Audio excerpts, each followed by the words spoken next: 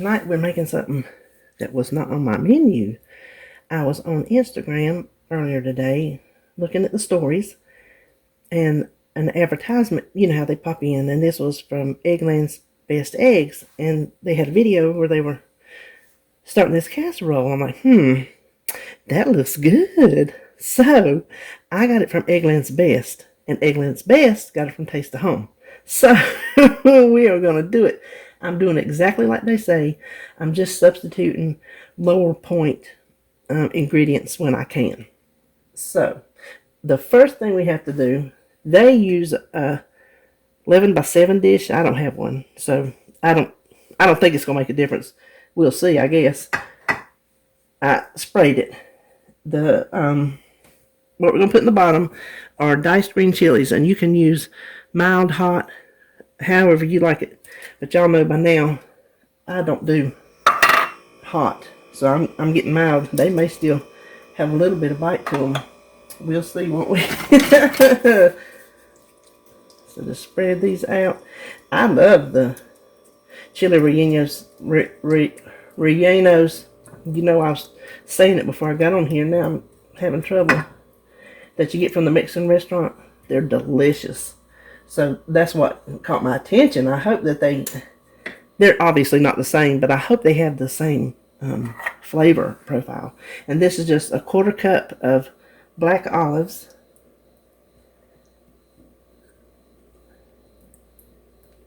In the recipe builder, I actually looked this time, and I'm thinking I put the right amount of olives in there. But blue and purple, now you can decide, I'm going to look at it and decide, either 6 or 8 servings. 6 servings, blue and purple, are 7, and 8 servings, it's 5. For green, 8 servings is 6, and 6 servings is 9. So we will see. And then it calls for finely chopped onion. This is what I have in the refrigerator, and I'm not going to take the time to chop it any finer, because this thing bakes for like almost an hour. So they're going to get done. Okay, let me move this out of the way. Then we're going to top it with 2 cups of shredded cheddar cheese, and this is the Cabot 75%. That's how the points are so low. If you use a higher point cheese, you might want to cut it back. That's up to you. You might want to take the points. But since this cheese is so low, I'm doing the whole 2 cups. Yes, I am. I'm excited about it too. When you get a good old cheesy casserole, that is exciting. Listen, I think I hear my daughter's car. She was doing some homework, because you know she's in college. She was doing some homework over at Starbucks, because she can go in there and study. If she's home, she says she don't study. And she messaged me a while ago, and she said she was leaving. She said because there's somebody in there keep eyeballing her, and said he's all alone, and he's sitting there laughing to himself and won't quit staring at her. And then he went out and he came back having sunglasses. She's like, I'm keen to these. That's what she said. I'm keen to these things. I'm out of here. So she says she's going to wait and see if he follows her out. I'll tell you, you just can't be too careful in this world. And especially a young woman out by herself, you just cannot be too careful. So I have 4 eggs. And look what I'm using. One of my new Happy Meal Quiet Whisk. This is a big one. I didn't have a big one this size. Since this is going to make kind of a lot in here, I was excited to get to use it. So whoever sent this, you didn't tell me your name, but thank you. You see, I'm using it. I'm excited about it. So the first thing, the 4 eggs, we said that. A little bit of pepper. It doesn't call for no salt, so I'm not going to add any. 2 cups of, I'm using skim milk.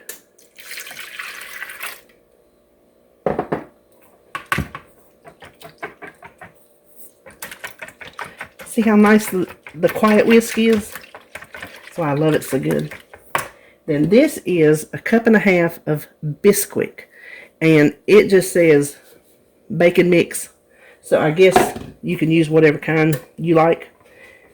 And I pointed out, I just have regular.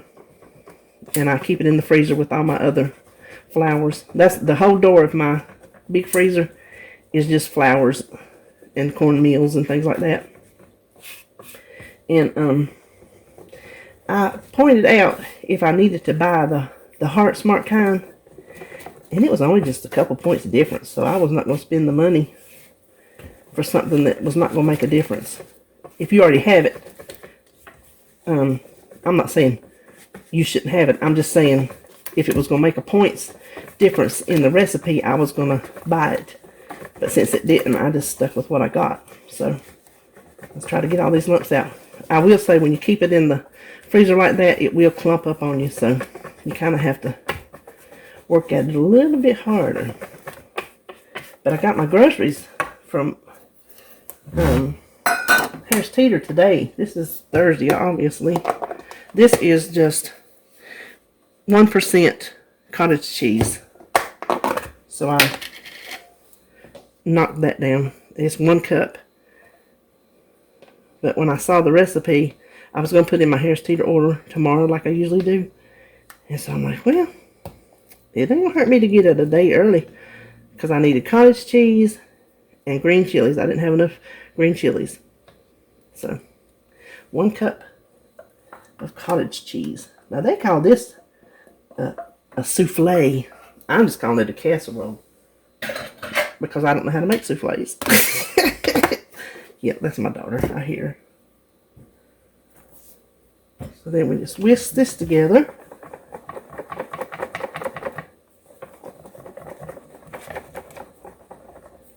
I think it's going to be good.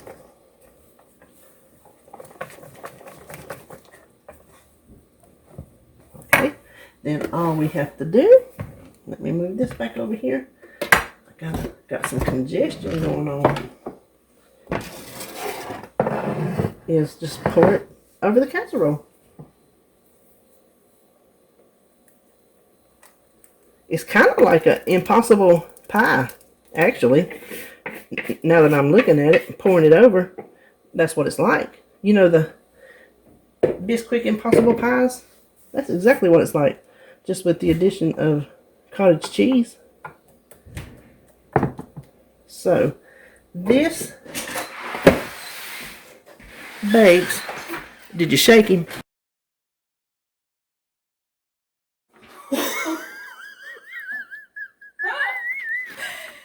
It's okay.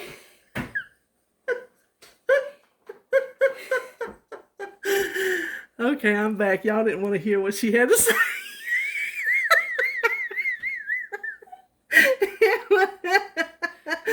She shook him. Let's just leave it at that. Okay.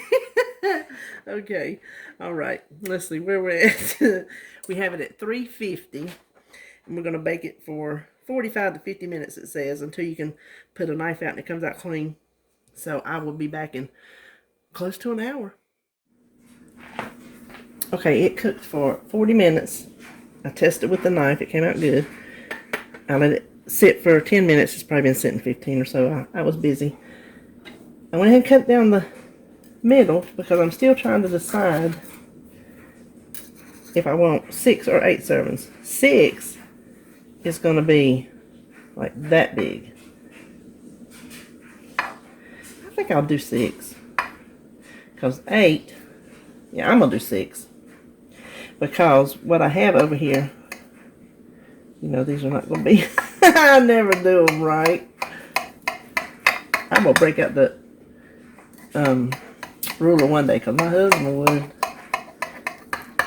He would break that ruler out in a minute. What I have here is some 0 point Trader Joe's refried beans, a little bit of shredded lettuce we had left from some tacos, half brown avocado, which is like streaks in it. I'm just going to eat it. I'm just going to eat it. A little bit of lime juice and some onion. The avocado was 41 grams. And there's only 2 points. So with this being 7 points and the avocado being 2 points, we're going to look at this whole plate. Oh, that's sticking good to the bottom. I didn't know how that would work with those green chilies. How they would do on the bottom. Let me slide this over. So I think that looks pretty good for 7 points. I'm going to go ahead and try that little part that fell off. I'll let it cool enough so it would set up first of all, and then so I could actually taste it. Oh God, it's hot.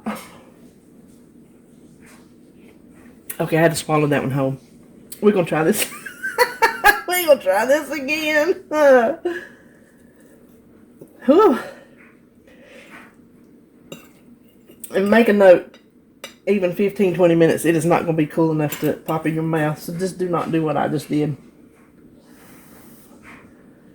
Let me go off camera, blow this thing cool, and I'll be back. Okay. It is like a souffle. The inside is moist and eggy type. It's not bready type. Is that even a word? It's more egg than bread. So it is like a souffle. So I'm gonna rename it. I'm gonna call it just what they call it. I guess they knew better than I did. It is really good. Now, does it taste like one from the restaurant? No. But is it good on its own right?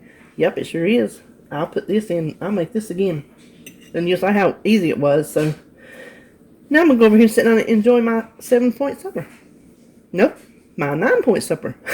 I'll see you next time.